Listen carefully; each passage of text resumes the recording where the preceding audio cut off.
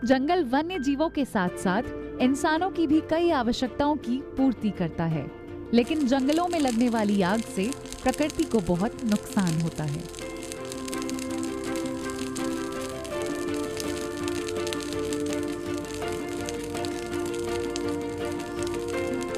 वनाग्नि एक नेचुरल आपदा के रूप में उत्तराखंड सरकार ने इसको लिया है, जिसके क्रम में एक एसओपी होता है गवर्नमेंट का, और वन विभाग उसको पूरा फायर मैनेजमेंट प्लान बनाते हुए फील्ड पर इम्प्लीमेंट कराता है, जिसमें सबसे पहले होता है कि डिस्ट्रिक्ट लेवल पे जो फायर मैनेजमेंट प्लान है उसका अप्रूवल किया जाता है हर डिस्ट्रिक्ट का, जिसमें वेरियस जो डिविजन्स हैं उनका एक ही समुचित प्लान बनाया जाता है। और इस प्लान में जो वर्क है उसको 3 श्रेणियों में बांटा जाता है कि प्री फायर क्या हम काम करते हैं, ड्यूरिंग द फायर क्या करते हैं, पोस्ट फायर हम क्या करते हैं। पहाड़ी राज्य उत्तराखंड का 65% क्षेत्र वन अधिकृत है, जो कि अलग अलग डिविजनों और नेशनल पार्क्स में बटा हुआ है।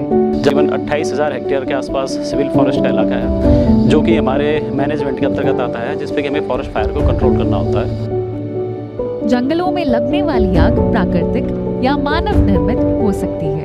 इसको रोकने के लिए वन विभाग द्वारा कई महत्वपूर्ण कदम उठाए जा रहे हैं। हमारे पास 2 तरह की योजना होती है, एक शॉर्ट टर्म प्लानिंग्स होती है, एक लॉन्ग टर्म प्लानिंग्स होती है। और लॉन्ग टर्म प्लानिंग्स में हम ये करते हैं कि अग्नि से पहले हम कुछ तैयारियां कर लेते हैं, अपना सूचना तंत्र का विकास करते हैं। जैसा कि सर्वविदित है कि यहाँ पहाड़ों में और खासकर हमारे वन प्रभाग हमने देखा है कि आग लगने के 3 कारण हैं। एक कारण तो ये है कि गांव वालों का ऐसा विश्वास है कि वो आग लगा देते हैं तो उससे घास अच्छी आती है, तो जगह जगह आग लगा देते हैं। कृषि क्षेत्र में जो है, जिसको आड़ी कहते हैं, एग्रीकल्चर वेस्ट जो है वो जलाने की उसमें लापरवाही के कारण वो लोग जो है आग को जंगल में छोड़ देते हैं। रोड पे जाते हुए जो टूरिस्ट होते हैं वो तीली वगैरह माचिस की फेंक देते हैं, बीड़ी वगैरह फेंक देते हैं, उससे फायर लग जाती है। वन विभाग द्वारा समय समय पर ग्रामीणों के लिए जागरूकता प्रोग्राम चलाए जा रहे हैं। वन अधिकारियों द्वारा क्षेत्रों में भ्रमण करके लोगों को वनाग्नि के विषय में जानकारी दी जा रही है, जिससे कि आग लगने की स्थिति में ग्रामीणों की मदद से आग पर काबू पाया जा सके व जंगलों को भारी नुकसान से बचाया जा सके। और ये बैठकें विभिन्न चरणों में होती है, विभिन्न स्तरों पर होती है। उसमें पहला जैसे डिस्ट्रिक्ट लेवल पे हुआ, देन एसडीएम लेवल पे, सब डिवीजन लेवल पे रहता है, देन उसके बाद तहसील लेवल पे, ब्लॉक लेवल पे और विलेज लेवल पर फॉरेस्ट डिपार्टमेंट के जो कर्मचारी या अधिकारी हर स्तर पर बैठक करते हैं गांव वालों के साथ में। जो गोष्ठियाँ जनवरी से हम शुरू कर देते हैं और लगभग जो है फरवरी और मार्च तक, जब तक आग का सीजन रहता है तब तक हम निरंतर गोष्ठियाँ करते हैं। इसी के साथ साथ अनाउंसमेंट का काम होता है। हमारे जो कंसर्निंग रेंज ऑफिसर्स हैं वो अपने क्षेत्रों में अग्निकाल के दौरान जो है पूरा इससे माइक लगा करके अनाउंस भी करते हैं कि जंगलों को आग से सुरक्षा की जाए।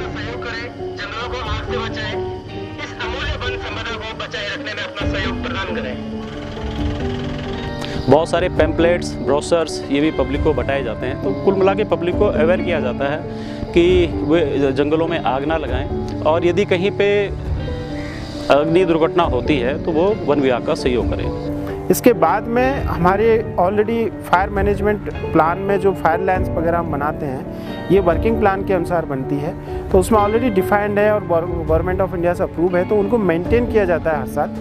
तो ये कार्य भी हम पहले ही कर लेते हैं 15 फरवरी से पहले। और कंट्रोल बर्निंग का काम रहता है। कंट्रोल बर्निंग में बेसिकली फ्यूल लोड को कम किया जाता है। इसी के साथ साथ हमारे यहाँ करीबन 57 किलोमीटर के आसपास फायर लाइन है, कंपार्टमेंट लाइन्स हैं, जिन पे कि रेगुलर फुकान करके, इसका रीज़न ये होता है कि अगर आपने फायर लाइन साफ़ करी हुई है तो अगर कहीं से आग भी लगेगी तो वो एक बैरियर का काम करती है, उससे आगे आग नहीं बढ़ पाएगी।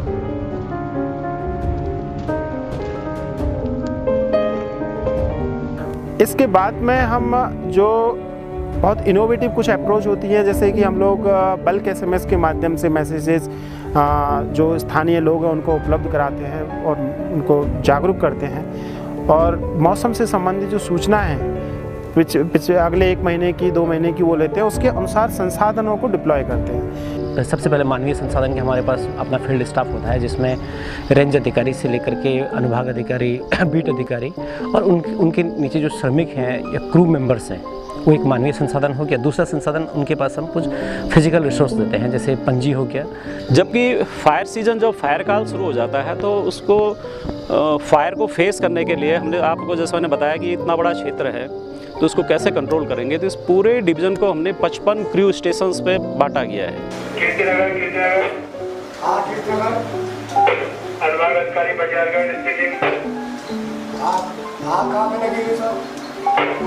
ये मजरा खाल के पास में सिविल एरिया में है थोड़ा सा। देन जो निकटवर्ती क्रूज स्टेशन होता है उसको इक्विप कर लिया जाता है 15 फरवरी से पहले, फायर सीजन से पहले। इसके बाद में फायर सीजन के दौरान जो काम होते हैं वो हमारा मेजर फोकस रहता है कि कैसे रेस्पॉन्स टाइम को कम किया जाए और रेस्पॉन्स टीम को इक्विप किया जाए।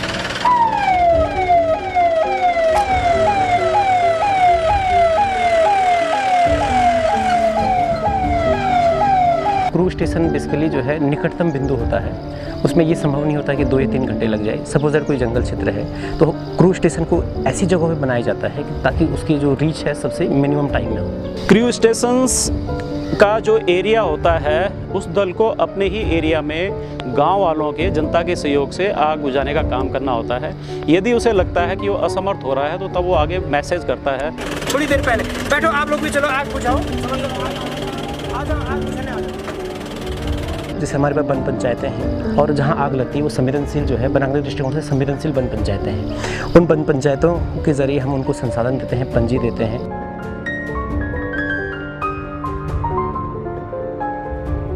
और इसका IFMS के माध्यम से जो forest fire resource management system है उसके माध्यम से ऑनलाइन MIS भी इसका किया जाता है। तो ये सब ड्यूरिंग द फायर सीजन रहता है।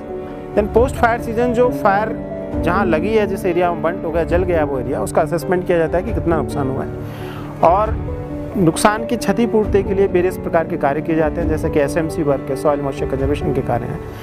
और इसमें जैसे बहुत सारे प्लांटेशंस यदि कहीं क्षति हुई है तो उसको रिप्लेस किया जाता है। तो इस प्रकार के कार्य पोस्ट फायर सीजन किए जाते हैं।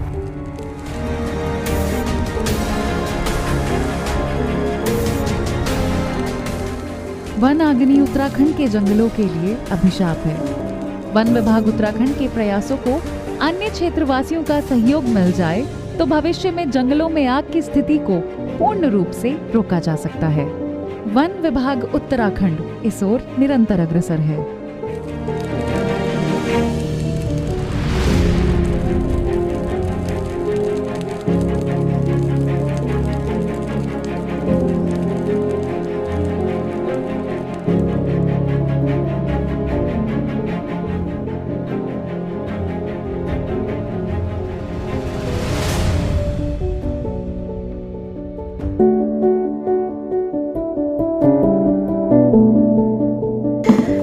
अपर प्रमुख वन संरक्षक कपिल लाल ने क्रू स्टेशनों सहित वनाग्नि प्रभावित क्षेत्रों का निरीक्षण किया। इस दौरान कपिल लाल ने कहा कि जिन ग्राम पंचायतों के वन आग से सुरक्षित रहेंगे उन्हें विभाग की ओर से प्रोत्साहित किया जाएगा। पूरे प्रदेश में वन विभाग के सभी 8500 कर्मचारी आग बुझाने में जुटे हुए हैं और इसके साथ ही कहा कि वनों में आग लगाने वालों की सूचना देने वालों का नाम गुप्त रखा जाएगा। वनों को आग से बचाने वालों को पुरस्कृत भी किया जाएगा। वहीं भगीरथी वृत्त के वन संरक्षक धर्म सिंह मीना ने बताया कि टिहरी में वनाग्नि काबू में है। जनपद में अब तक वनाग्नि की कुल 192 घटनाएं हुई हैं। हमारे 3 डिविजन आते हैं, नरेंद्रनगर डिवीजन, टिहरी डिवीजन और कुछ पार्ट मसूरी डिवीजन का आता है। इन तीनों डिवीजन में टोटल 192 घटनाएं दर्ज की गई हैं। उनमें 215 हेक्टेयर का जो वन है वो बाधित हुआ है। इसमें 82 घटनाएं सिविल की हैं, बाकी और हमारे द्वारा अभी तक 20 केस ऐसे दर्ज किए गए हैं और जिनमें H2 केस वगैरह दर्ज करके उन पर कार्रवाई हो रही है।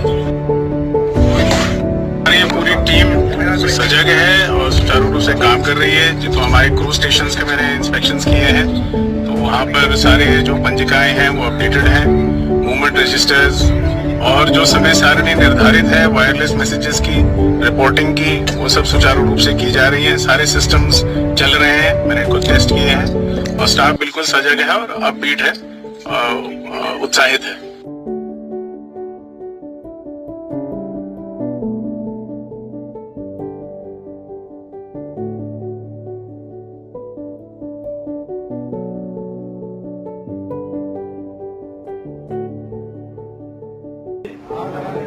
कोई व्यक्ति आग लगाता है तो उसकी सूचना विभाग को देंगे और लगी आग को सभी ग्रामवासी मिलकर बुझाएंगे।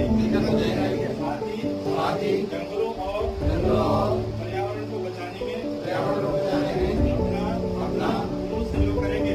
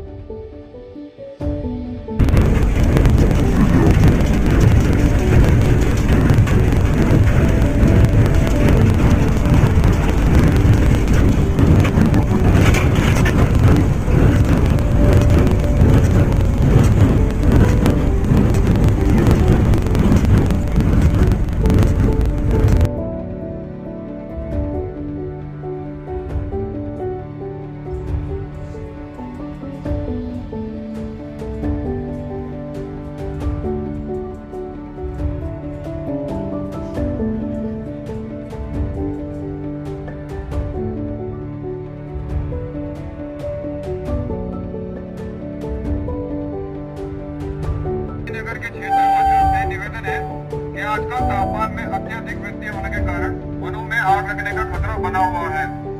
यदि आपको कहीं पर भी वन अग्नि दिखाई देती है तो अपने नजदीकी क्रू स्टेशन या वन चौकी को सूचित करने का कष्ट करें ताकि समय से वन अग्नि को नियंत्रण किया जा सके। हम घर के खेतों में आग नहीं लगाएंगे। अपने घर के बड़ों को आग लगाने के लिए मना करेंगे। और अगर तब भी कोई आग लगाएगा